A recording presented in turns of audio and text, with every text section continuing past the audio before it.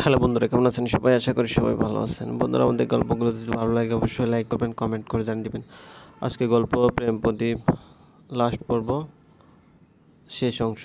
লেখিকা আরিশানুর ছদ্মনাম। বড় রাত নাকি কাদার করার স্ত্রীর সময়, এমনটাই শুনেছে রোদেলা। আজকে সেই ভোর রাতে কাঁদছে, নীরবে কাঁদছে। সে পাশে শুয়ে থাকা মানুষটা গভীর ঘুমে আছে।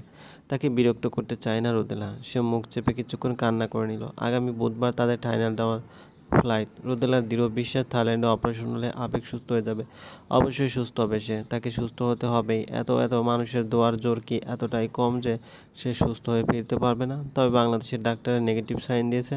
রোদেলা তার সম্পূর্ণভাবে উপেক্ষা করেছে। আবেগ সুস্থ হবে, অবশ্যই তাকে সুস্থ হতে হবে। রোদেলা টের পেলে আবেগ ঘুমের মধ্যে গঙ্গাচ্ছে, হাঁসফাঁস করছে। যেহেতু রোদেলা জেগেছিল, কাজেই সে সঙ্গে সঙ্গে উঠে লাইট অন করতে জোরে করে চিৎকার দিয়ে ওঠে। আবেগ ঘুমের মধ্যেই কেমন যেন করছে, মুখ দিয়ে ফেনা উঠছে। রোদেলা আল্লাহ, ও আল্লাহ বলে চেঁচাতে লাগে। সে আবেগের কাছে গিয়ে দেখে আবেগের চোখ সামান্য খোলা, টকটকে লাল চোখ, চেহারা ফ্যাকাশে হয়ে যাচ্ছে। সে নিঃশ্বাস নিতে পারছে না, এজন্য মুখ হাঁ করে শ্বাস নেওয়ার চেষ্টা করেই যাচ্ছে। রোদেলা কেঁদে কেঁদে বাসার সবাইকে ডাকতে লাগে। সমুদ্রের মাত্র চোখ লেগে এসেছিল। মায়ের চিৎকার শুনে সে বেরিয়ে আসে রুম থেকে। মা বাবার রুমে যেতেই সমুদ্র থমকে যায়, হতভম্ব হয়ে যায় বাবার করুণ পরিণতি দেখে। তার হৃদয় গুড়গুড় করে ভাঙতে লাগে। সে ভ্রু কুঁচকে চোয়াল শক্ত করে 1 মিনিট দাঁড়িয়ে থাকে। কি হচ্ছে চারিপাশে কিছুই যেন মাথায় ঢুকছে না। ডাক্তার হওয়া সত্ত্বেও সে স্থির হয়ে দাঁড়িয়ে আছে। এই ভারী শরীর টেনে নিয়ে বাবার কাছে যাওয়ার শক্তি তার নেই। শ্রবণ, আয়না, পিউ তিনজন একসঙ্গে রুমে ঢুকে আবেগের কাছে ছুটে গেল। রোদেলা চিৎকার দিয়ে কাঁদছে। পিউ বাবার বুক মালিশ করতে লাগলো, কিন্তু কোনো লাভ হচ্ছে না। আবেগ কেমন করে যেন গঙ্গাচ্ছে। শ্রাবণ উপস্থিত বুদ্ধি খাটিয়ে বলে, ভাবি, মামাকে এক্ষুনি হাসপাতাল নিতে হবে। আয়না একথা শুনে কেঁদে ফেলে। খারাপ কিছু হওয়ার ভয় তাকে আঁকড়ে ধরে আছে। সমুদ্র ধীর পায়ে বাবার কাছে গেল। সে দাঁতে দাঁত চেপে কান্না আটকাচ্ছে। সে আর শ্রাবণ মিলে আবেগকে হাসপাতালে নিয়ে গেল। সঙ্গে আয়না গেল। পিও খুব কাঁদছে। বাসায় ইভানা, রোদেলা আর পিউ রয়ে গেল। আয়না সুযোগ বুঝে তার বাবাকে ফোন দিয়ে বাসায় আসতে বলেছে, পপুকে দেখে রাখার জন্য। হাসপাতালে ইমার্জেন্সি ওয়ার্ডে নেওয়া হয়। ভাগ্যিস ডাক্তার ওয়ার্ডে ছিল। সঙ্গে সঙ্গে ডাক্তাররা আবেগকে চিকিৎসা দেওয়া শুরু হলো। সমুদ্র শ্রাবণের দিকে অসহায়ভাবে তাকিয়ে বলে, বাবা সুস্থ হবে তো? বুধবারে তো তার অপারেশনের জন্য থাইল্যান্ড যেতে হবে। শ্রাবণ অভয় দিয়ে বলে ওঠে, ইনশাআল্লাহ মামা সুস্থ হবে। সমুদ্র তার ফোন সঙ্গে আনেনি, তাই সবাই বারবার শ্রাবণকেই কল দিয়ে যাচ্ছে। বেশ কিছুক্ষণ পর ডাক্তার এসে বলে, উনি তো স্ট্রোক করেছেন। একথা শোনা মাত্র সমুদ্রের পা থেকে মাটি সরে আসে। সে ভয়ার্ত চোখে ডাক্তারের দিকে তাকালো। ডাক্তার বলে ওঠে, আইসিইউতে রাখার ব্যবস্থা করছি, ধৈর্য ধরুন। সমুদ্র ধপ করে বসে পড়ে। চোখে পানি চিকচিক করছে। সে নিজেকে সামলানোর চেষ্টা করে যাচ্ছে। এভাবে আস্তে আস্তে সকাল হয়ে এলো। সকাল হতেই বাড়ির সবাই চলে আসে। মাকে দেখেই সমুদ্র চমকে ওঠে। তাকে পাগল পাগল লাগছে। চোখে কালি জমে গেছে। সমুদ্র চুপচাপ বসে থাকলো। আসলে তার ওঠার শক্তি নেই। সকাল পেরিয়ে দুপুর হয়ে গেল। ডাক্তার কোনো আপডেট দিচ্ছে না। এদিকে মায়ের প্রেশার বেড়ে একাকার। সে কেঁদেই যাচ্ছে আর বিলাপ পেলে কি যেন বলছে। সমুদ্র মায়ের কাছে গিয়ে তাকে শক্ত করে চেপে ধরে বলে, আপনি আল্লাহর কাছে দোয়া করুন আম্মু, কেঁদে শরীর খারাপ করবেন না, প্লিজ শান্ত হন।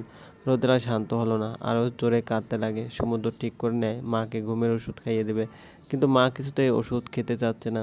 দুপুরের দিকে ডাক্তার এসে বলল, রোগীর সঙ্গে আত্মীয়রা দেখা করতে পারবেন। সবার আগে রোদেলা আর পিউকে পাঠানো হলো। এরপরে একে একে সবাই দেখা করে নিল। সবার শেষে সমুদ্র গেল। আইসিইউতে ঢুকতেই তার শীত করতে লাগলো। হুট করে ঠান্ডা কেন লাগছে তার। সে আবেগের কাছে গিয়ে বসতে আবেগ হালকা হেসে বলে, সমুদ্র বাবা কেমন আছো তুমি? সমুদ্র আর পারল না, না কেঁদে দিল। আবেগ সমুদ্রের হাতটা নিজের হাতে নিয়ে বলে, যার কাঁধে দায়িত্ব থাকে তার চোখে পানি থাকে না। কান্না পেলেও আড়ালে কাঁদতে হয়। এখন থেকে তোমার উপর অনেক দায়িত্ব রে বাপ, অনেক দায়িত্ব। আমি কোনো দায়িত্ব নিতে পারবো না বাবা। আবেগ মুচকে এসে বলে, দায়িত্ব কেউ নিতে চায় না, কিন্তু সবাইকে পালন করতে হয়। শোনো, একটা গল্প বলি। আমার আর তোমার মায়ের প্রথম বিবাহ বার্ষিকীর দিন আমি কমলা রঙের একটা শাড়ি কিনে আনলাম। তোমার মা খুব রাগ করে। তার শাড়ি পছন্দ হয়নি। সে শাড়িটা পরেনি, একেবারের জন্যও না। এতে আমি খুব মন খারাপ করি। 7 দিন তার সঙ্গে কথা বলিনি। এই অবধি গল্প শুনে তুমি নিশ্চয়ই তোর মাকে বদরাগী স্বেচ্ছাচারী ভাবছো। সমুদ্র হ্যাঁও বলল না, নাও বলল না, চুপ থাকে। আবেগ নিজে থেকে বলে ওঠে, পরবর্তীতে আমি খোঁজ নিয়ে জানতে পারলাম তোর মা সেই ছোট্ট কাল থেকে কমলা রং একেবারে সহ্য করতে না। তার এই রঙের কোনো কাপড় নেই, অথচ আমার দেখো 1 বছর তার সঙ্গে থেকেও এই ব্যাপারটা আমি খেয়াল করিনি। কেমন হাজবেন্ড আমি তাহলে? ভেবে দেখো, স্ত্রীর পছন্দ অপছন্দই জানি না, তার ছোট্ট কাল থেকে অপছন্দ করা রঙের শাড়ি কিনে আনলাম। পৃথিবীটা এমন যে তুমি চাইলেই সব একপাক্ষিক হয়ে ভাবতে পারবে, একপাক্ষিক হয়ে বিচার করতে পারবে। পৃথিবীর সব কিছু এক চোখ বন্ধ করে একটা চোখ খোলা রেখে সব দেখতে পারবে চাইলে। কিন্তু আল্লাহ আমাদের 2টা চোখ দান করেছেন, কেন জানো? যেন আমরা 2 চোখে দিয়ে পৃথিবী দেখতে পারি, 2 চোখ দিয়ে বিচার করতে পারি, 2 পাক্ষিক হয়ে যেন সব ভাবে। কিন্তু তারপরও আমরা এক চোখা হয়ে যাই, এক পাক্ষিক হয়ে পড়ি। সমর্থ নীরব কান্না কাঁদছে। আবেগ তার হাত আরো শক্ত করে ধরে বলে, আমাদেরকে যদি প্রধানমন্ত্রী ভালো মানুষের তালিকার লিস্ট তৈরি করার কাজ দিত, আমি সবার আগে তোমার মায়ের নাম লিখে রাখতাম। তোমার মা মানুষটা মাটির মানুষ, খুব ভালো একজন মানুষ। তোমার মা বিদেশ যাওয়ার কারণে পিছনের সত্যটা তোমাকে জানাতে দেয়নি। সে চায় না তুমি সব জেনে তাকে ক্ষমা করো, এটাও তার এক ধরনের ছেলে মানুষের। আমার নিষেধাজ্ঞা আছে, তাই বলতে পারলাম না। বাবা চুপ করো, অনেক কথা বলেছো, rest now.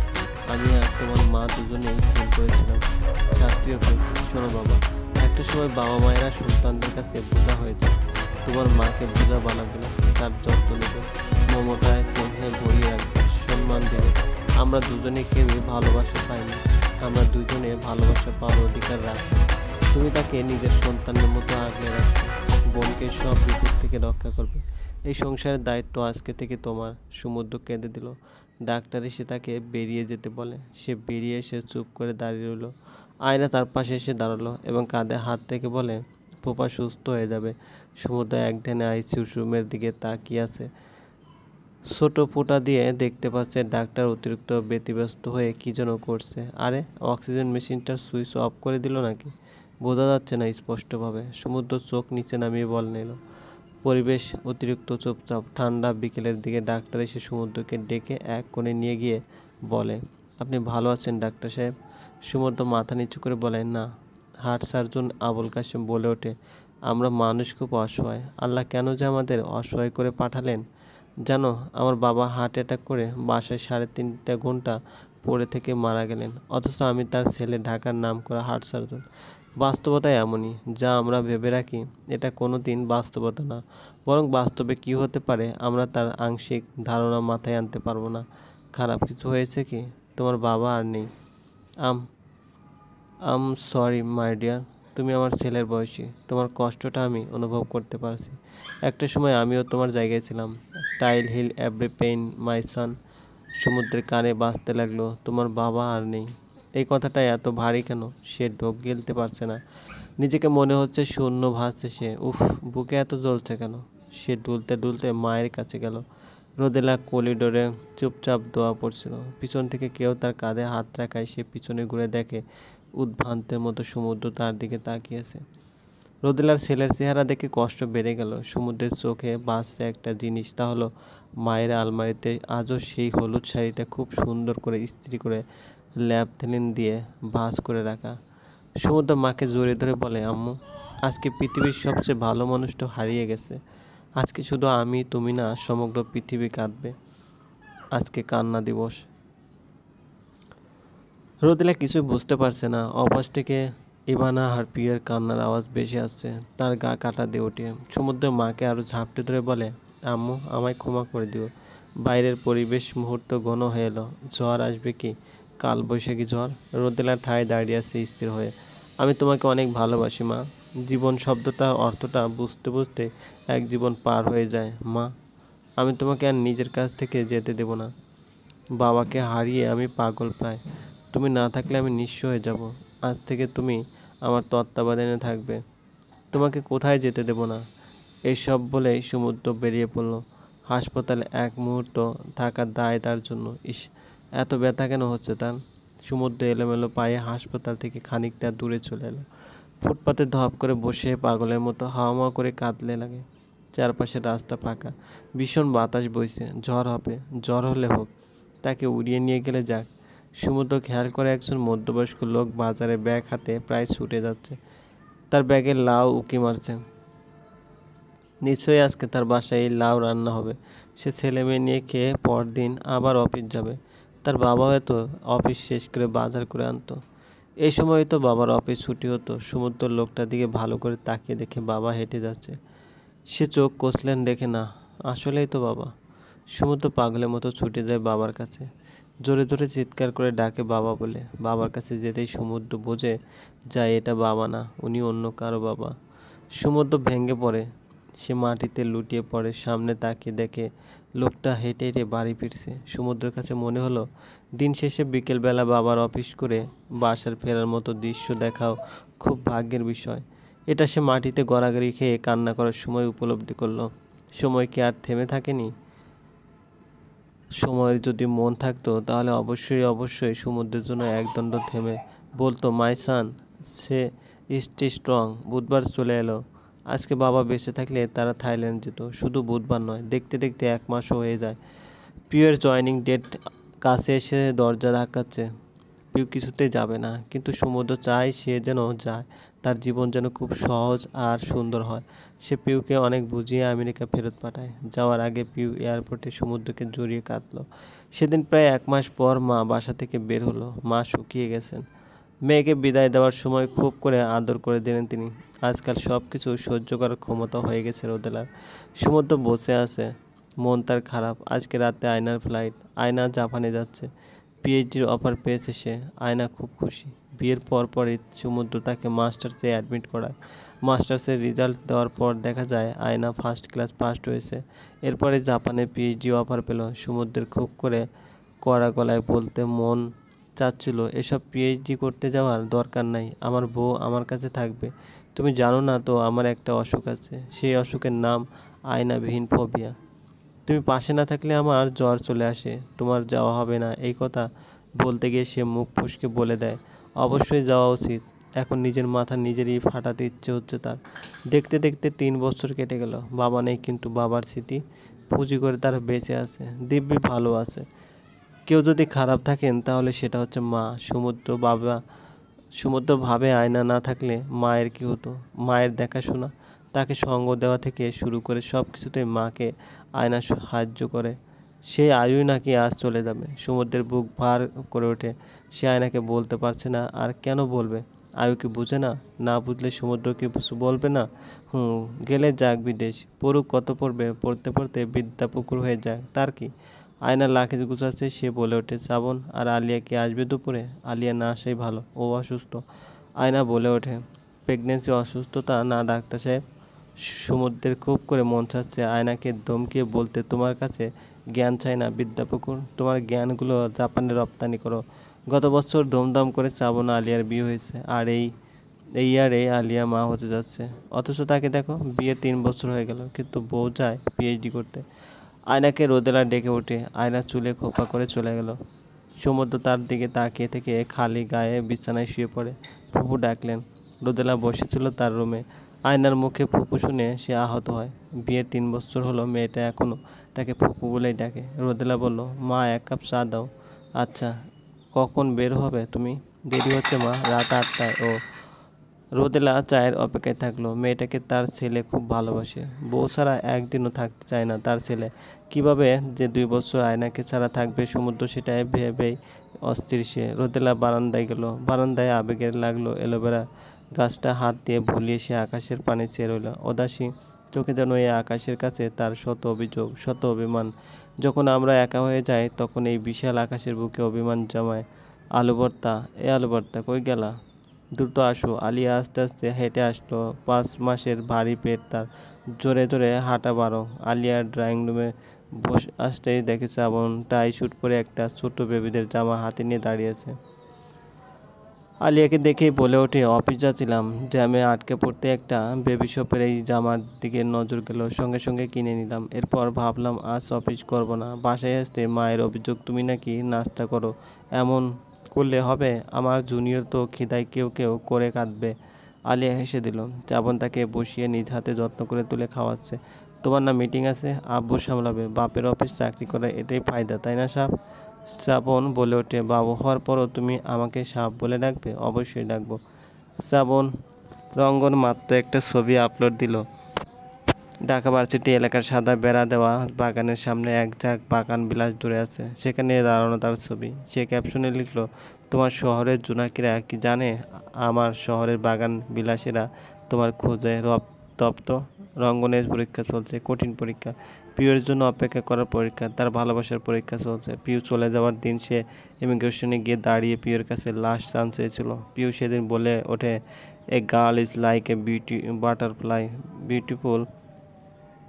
Beautiful to say but hard to catch. মেয়েদেরকে কেবল ভালোবাসা দিয়ে বন্দি করা যায়। তোমার ভালোবাসা যদি জোর থেকে, আমি ফিরবো তোমার কাছে, কিন্তু এত সহজে না। তোমার পরীক্ষা হবে কঠিন পরীক্ষা, যেখানে তোমাকে পাশ করতে হবে। রঙ্গন গান চাললো, বেশ জোরেই গান বাজলো। বুক চিনচিন করছে, মন তোমার কাছে যায়। তার চোখ ভিজে উঠতে থাকে। সে অনেক বড় ভুল করেছে, না বুঝে রোদেলাকে দোষী ভাবতো। তার ভুল ধারণা ভাবা ভেঙে দিয়েছে। সে রোদেলা আন্টির কাছে পা ধরে ক্ষমাও চেয়েছে। মাঝে মাঝে রোদেলা আন্টির সঙ্গে তার কথা হয় ফোনে। দাওয়াত দিয়েছিল তিনি, সে যায়নি। সেদিন পাশের বাসার এক সুন্দরী মেয়ে তাকে বিয়ের প্রস্তাব দিল। সে সঙ্গে সঙ্গে মানা করতে মেয়েটা বলে ওঠে, are you taken Rangan? No, I am not taken, but I am given. রঙ্গনের মনে বলে, একদিন তার পরীক্ষা শেষ হবে, সেদিন পিউ এসে বলবে, তোমার এক্সাম শেষ রঙ্গন, এবং ফলাফলও বেশ ভালো, ওয়েল ডান। এর মানে কি, তুমি ফিরবে আমার বুকে? হ্যাঁ। রঙ্গন আশায় আছে, প্রতীক্ষায় আছে, একদিন পিউ ফিরবে। আজকে একটা বিশেষ দিন, এই দিনটা কি পিউ মনে আছে? আজকে তাদের হলে পারতে হ্যাপি অ্যানিভার্সারি। বৃষ্টি থেমে গেলেও কিন্তু গাছে গাছ চাকি মারলে বৃষ্টির ফোঁটা ঝরে পড়ে। এর জন্য হয়তোবা আরও একবার রঙ্গন এলো। সবার কাছ থেকে বিদায় নিয়ে আয়না এয়ারপোর্টে ঢুকে যায়। ঢোকার আগে সমুদ্রের চুল এলোমেলো করে দিয়ে বলে, সকালে 3টা অ্যালার্ম দিয়ে রাখবে। ঢোল পেটালেও ও ওঠে না, এজন্য 3টা অ্যালার্ম সেট করবে। আর হ্যাঁ, গরুর মাংস কম খাবে, ওকে? সমুদ্র চুপ থাকে। খুব করে আয়ুকে জড়িয়ে ধরতে মন চাচ্ছে তার, কিন্তু এত মানুষের সামনে তা ঠিক হবে না। মাকে মামার সঙ্গে পাঠিয়ে দিয়ে সমুদ্র ফুটপাত ধরে হাঁটছে। তার অসহ্য লাগছে। শেষবার সে আয়ুকে জড়িয়ে অবধি ধরতে পারেনি। কিভাবে আয়নাকে ছাড়া সে 2 বছর থাকবে? সেবার আয়না বাপের বাড়ি গেল। সমুদ্র দিনে থাকলেও রাতে আর পারল না। রাত 12টার দিকে আয়নার কাছে গিয়ে উপস্থিত। নানি কত হাসলো তাকে নিয়ে। He didn't even care. Subhadra ফুটপাতে বসে পড়ে। এই ফুটপাত হলো তার দুঃখের সঙ্গী। সমুদ্রের চোখে পানি। আচ্ছা, আয়না যদি আর না আসে, তাদের ম্যারিড লাইফ যদি বাবা মায়ের মতো হয়, আজীবন দূরে দূরেই থাকবে তারা। সমুদ্রের বুক হু হু করে কেঁদে ওঠে। রাত 1টা বাজে এখন। আয়নার প্লেন ফ্লাই করেছে কিছুক্ষণ আগে মেবি। সে বিকট জোরে আয়না বলে চিল্লিয়ে ওঠে। সমুদ্র নিজেই নিজের চুল এলোমেলো করতে লাগলো। আয়ু তার চুল এলোমেলো করতে পছন্দ করে। পিছন থেকে কেউ বলে ওঠে, কি ডাকলে কেন? সমুদ্র ভড়কে গেল। এটা তো, সে পিছন তাকাতেই অবাক। আয়না দাঁড়িয়ে আছে, জিন্স আর লাল শার্ট পরা, একেবারে অন্য লোকে, অন্য আয়নার জন্য। সে মুখ হাঁ করে দাঁড়িয়ে যায়। বিশ্বাস হচ্ছে না তার। ছড়িয়া মালয় সে ভুল দেখছে না তো? এই শহরের প্রতিক্রিয়া বারে বারে ভ্রম দেখে। সে কি ভ্রম দেখছে? আয়না হাসি হাসি মুখে বলে, কি ডাক্তার সাহেব, আমাকে দেখে খুশি হলেন না বুঝি? আমি না থাকলে অন্য মেয়েদের সঙ্গে প্রেম করতে সুবিধা হতো বুঝি? সমুদ্র হাসলো, বিশ্বজয়ের হাসি তার মুখে। তুমি গেলে না? না। কেন? আমি গেলে এই পাগলটাকে কে সামলাবে? উনি তো সকালে না উঠে অফিসে না গিয়ে পড়ে পড়ে ঘুমাবে। তাকে ডেকে তোলার জন্য ফিরে এলাম বলে। আয়না ভিসাটা ছিঁড়ে ফেলল। সে সমুদ্রকে জড়িয়ে ধরে বলে, জানো, ভালোবাসা হলো মৌলিক মৌল। একে যত ভাগই করবে, কেবল ভালোবাসার টুকরো পাবে। কিন্তু যখনই এতে অভিমান যুক্ত হবে, তখনই এটা যৌগিক মৌল হয়ে যাবে। তখন একে ভাঙলে কেবল ভালোবাসা না, প্রতি অংশে অভিমানও পাওয়া যাবে। এই অভিমান নষ্ট করার অ্যান্টিলোড হলো আরও বেশি বেশি ভালোবাসা অপরজনকে। দেখি সব অভিমান ঝেড়ে ফেলো তো।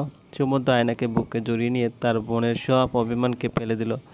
এখন বুকে কেবল ভালোবাসা আর ভালোবাসা। প্রেম প্রদীপ ধাও ধাও করে জ্বলছে। উফ, why love is so peaceful, the end.